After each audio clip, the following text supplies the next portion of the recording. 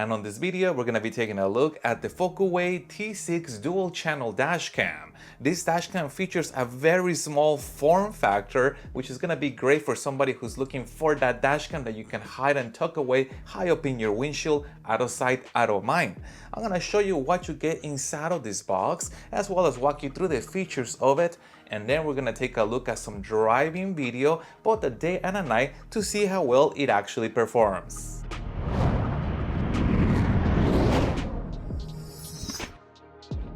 And as always, I'd like to remind you that I place a link in the description down below to this dashcam in case you want to get one for yourself. And the T6 is a very small and compact dashcam featuring a minimalistic design, and they have partially achieved that by omitting any kind of large display. Instead, we get this small, stealth looking display that is just going to show us the vital information about the dashcam.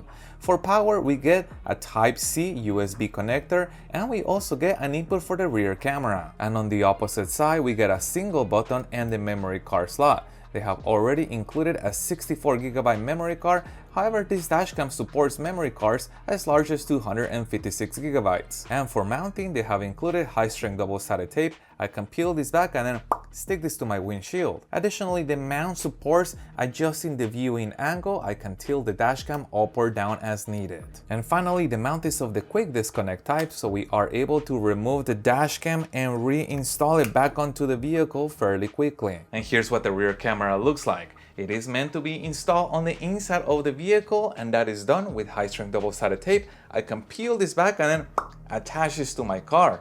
Additionally, the mount supports adjusting the view angle. I am able to turn this up and down as needed to adjust the view. And the mount also supports vertical mounting. Now, what do I mean by that? For most vehicles, the rear camera is going to be installed against a horizontal surface, and then the camera can look out the back of the vehicle. However, if we are looking to mount this on a truck where the window in the rear is vertical, now we're not going to be able to mount the camera unless the mount supports vertical mounting. And that is done by turning the mount in this direction. And again, I can peel this back, and now I'm able to attach this directly to a vertical window, such as the ones that are found on trucks. And to connect the rear camera, they have included this extension cable, which has a length of approximately 18 feet. And to power the dashcam, they have included this 12-volt power adapter with a USB-C connector.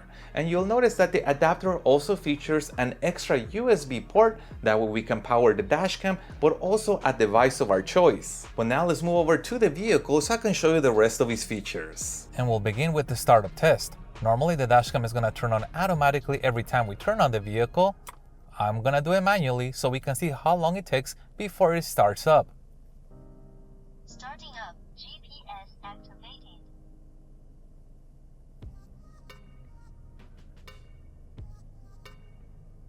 Recording start. But what's pretty interesting is that the dashcam supports voice commands. Let's test them out. Take photo, turn off audio, turn on audio, turn off screen, turn on screen, lock the video. Current video locked. Now, by saying lock the video, what this does, it tells the dashcam that we want to flag the video that is currently being recorded so we can locate that a lot easier in the future among the many hours of video that this dashcam can potentially record. And the T6 uses the OK Car app, which is available for Apple and Android devices.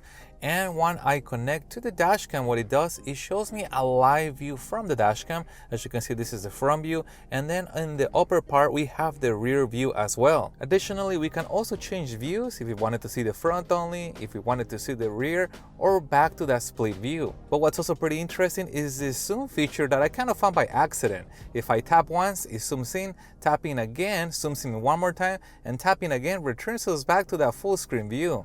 We also have this icon that looks like a camera that allows us to take a picture. And if we wanted to see those pictures, they're going to be located in here in the gallery. Recording stop. And you can maximize any of these pictures in case you wanted to see them full screen. But now let's take a look at playing back the videos, and that is done with this icon on the bottom left corner. And that takes us to the video gallery, where we have videos of normal driving around and videos potentially involving a car crash.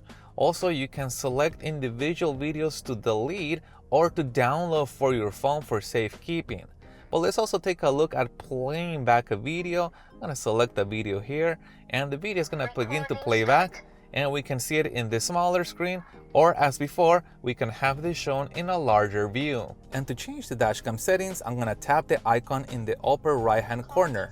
Here you can change things like the password for the Wi-Fi and also the recording quality. We're giving 3 choices: 4K and 1080 for the rear, 2K and 1080 for the rear, or 1080p for both front and rear in case you wanted to fit more on your memory card. We also get a G sensor for detecting car crashes, and it has 3 settings: low, middle, or high, or we can turn that sensor off altogether. The dashcam also supports parking mode. However, it does require for it to be hardwired with the optional hardwire kit so it can monitor your car and record if somebody were to impact on it. We also get a screensaver function, and what this does, it allows the dashcam to turn off most of the screen but continue recording, and it just gives you a very small blinking dot letting you know that it is in fact recording. But if you wanted to have your screen on all the time, you have 2 options for what it can display. It can show the date and time, or we can have it show our speed.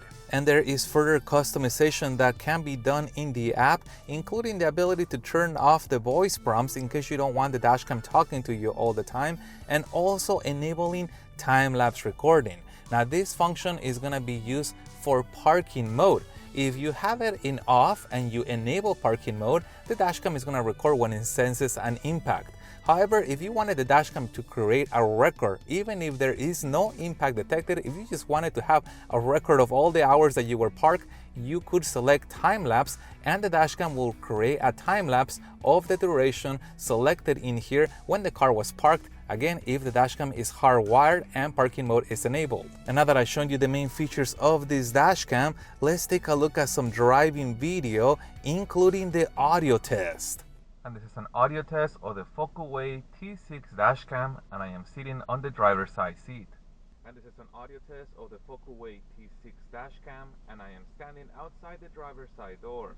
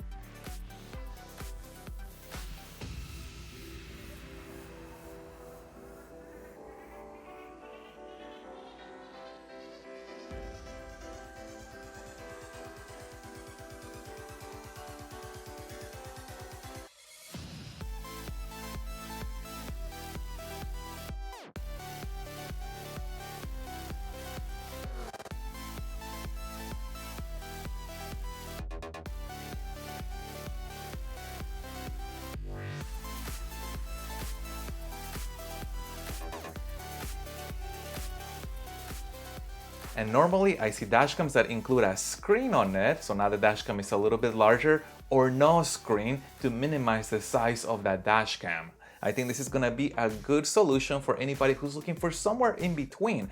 This dashcam does not feature a full-size screen, so that allows it to be smaller. However, we still get that display that tells us just the information that we need to know, which I think is going to be convenient, just so you have that peace of mind to be able to look up and confirm that the dashcam is recording. And if you guys want to see a full video on the installation process for a dashcam, I have already made that. I'll put a link to it in the description down below, along with a link to this dashcam in case you want to get one for yourself. And if you have any other questions regarding this, please put that in the comments also. And if you found any part of this video helpful, make sure you hit the like button to support the channel, and stay tuned as I have a lot more cool car product reviews coming up for you guys. Thank you guys for watching, and as always, I'll see you on the next one.